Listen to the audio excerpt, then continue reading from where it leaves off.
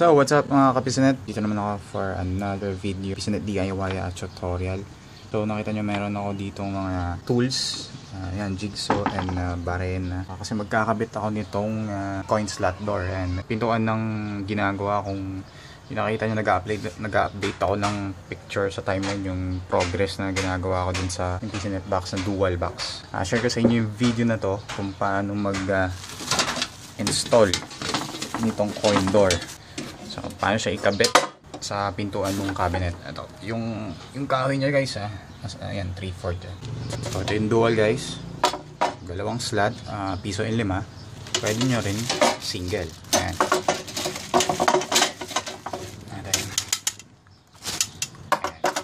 Yan, kung magkano yan, so gusto nyo order online, nilagay ko yung contact number and yung price niya nandun sa video description. So, check nyo na lang yan kung interested kayo. Ayan. So, bago tayo magsimula, ano yung mga kailangan nyo ng tools? Kailangan nyo ng pencil para dun sa marker, ruler. Ito yung ginamit kong ruler para pantay yung kahit ruler basta may diretso yun. Tapos kailangan nyo ayan, safety gloves. Hindi kayo masugatan na nakita nyo yung pinost ko sa timeline, may scratch ako dahil sa laminate. Tapos jigsaw, kailangan nyo to, saka handrail or yung barena, yung jigsaw. Kailangan nyo yung hole na para swak dun sa kakasya yung blade ng jigsaw. So kailangan nyo yung ganitong, hindi ko alam yung sukat basta check nyo lang guys yun, kailangan kasya yung butas ng jigsaw blade. Okay, so start na tayo. Gloves para safe. Nasuot ko na yung isa kanina. So nakita nyo naka-formica na siya. Ito. Ayan. Naka-finish na, dinikitan ko na. So, bali ang magbubutas ako dun sa kabila para hindi pag mamark ako. Ayan, sa likod na lang. Ayan. Bali dito kasi yung niya. Dito. So, may nilagay na akong marker dito. Okay, so diretso ko lang tong line na to. Dahil din yung height na gusto ko. Para may guide din. So ito guys, nakalimutan ko nga pala, kailangan nyo ng measuring para ma-measure nyo yung length nito at saka yung height nya. Okay? So measure na natin. Ang gagawin ko guys, yung na lang, ayaw nyo naman mahirapan, pwede nyo naman gano'n na lang or gano'n kung gusto nyo. Pero ako ang gagawin ko, measure ko na lang ganyan yung length nya at saka yung height. So measure ko muna to. So ang measure nya is 6 inches and 3/4. Bali nga pala dito ako ng yung margin natin dito is 2 inches. 3 inches, 2.5. Ruler. Para pantay. Marka nyo na. Ayan. Kuha nyo na yung gear.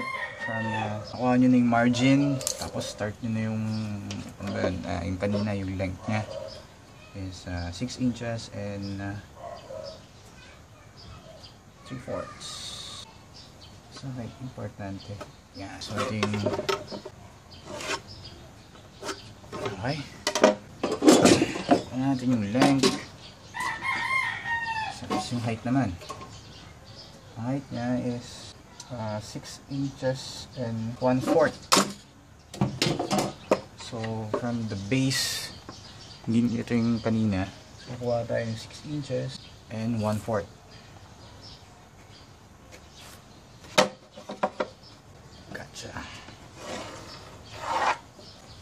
Kakasya yan mamaya. So next step guys, yung barena na natin. Lalagyan natin ng butas para pumasok yung blade ng jigsaw. So gagawin ko dalawa. Tama. So dalawa na lang dito para straight line na lang. Dito at makukuha yung so dalawang corners.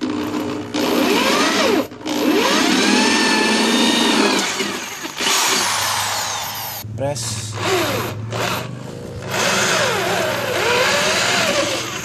Kita nyo guys, baliktarin ko lang pakita ko yung tsura ng yan. So bali nawasak na yung Okay. Yung jigsaw na. dito natin papadaanin pag ganun.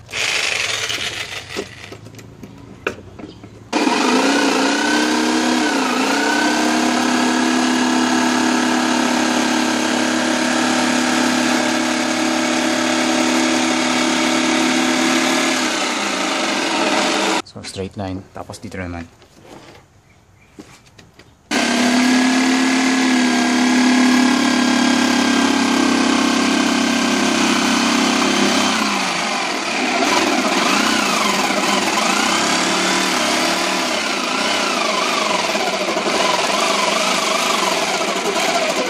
Tapos yung mali pala, dapat dito mali yung butas ko guys, so bali tatanggalin ko na lang to para dapat kasi dito para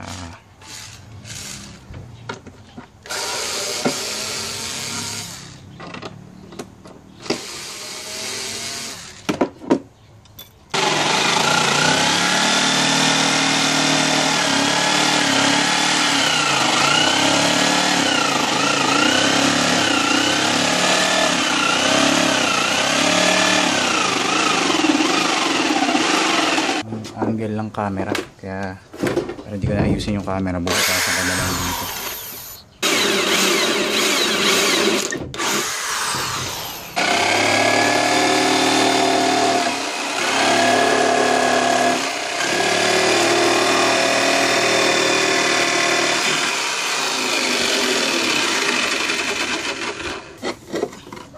Yun, mawasak yung pwede na naman pagka gusto nyo yung hindi nyo kakabitan yung laminate, pero medyo mahirap yun so para sa akin mas madali ito, pero hindi ko pa na-try yun, yung didikit nyo natin sa akin yung bubutasan, so pwede din naman yun. Gamitin nyo lang yung file, yung tsaka liya, ayun yung ganitong way. So try natin guys kung swak siya dun sa coins. So balik kakabit ko yan dun sa harap. Balik dito kayo kakabit. So ang mangyari, cover natin pag ganyan. Okay, so meron pang allowance yung sinukat ko. So ito yung kinaganda guys pagka may coin slot door kayo. Kung gusto nyo kunyari, ang scenario nito, naka-single kayo, bumili kayo ng PisoNet box, naka-single. So gusto nyo mag-convert ng dual. Okay? Single lang yan. Ay, gusto ko ng dual. So, kabitin nyo lang ito. Kabitin lang yan. Tanggalin nyo lang. Then, kabit ito. So, ito yung kinaganda ng may coin slot door. Kabit na natin yung screw natin dito sa gilid para makakabit na siya. Firm na yung ano niya. 4 na wooden screw sa magkabilang ano niya. So, pantayin nyo muna guys. Galayin nyo muna bago nyo paten.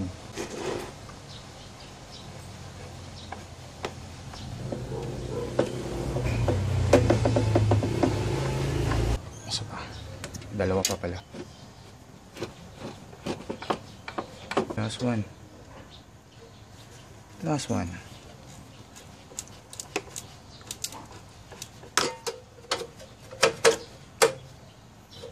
Nice.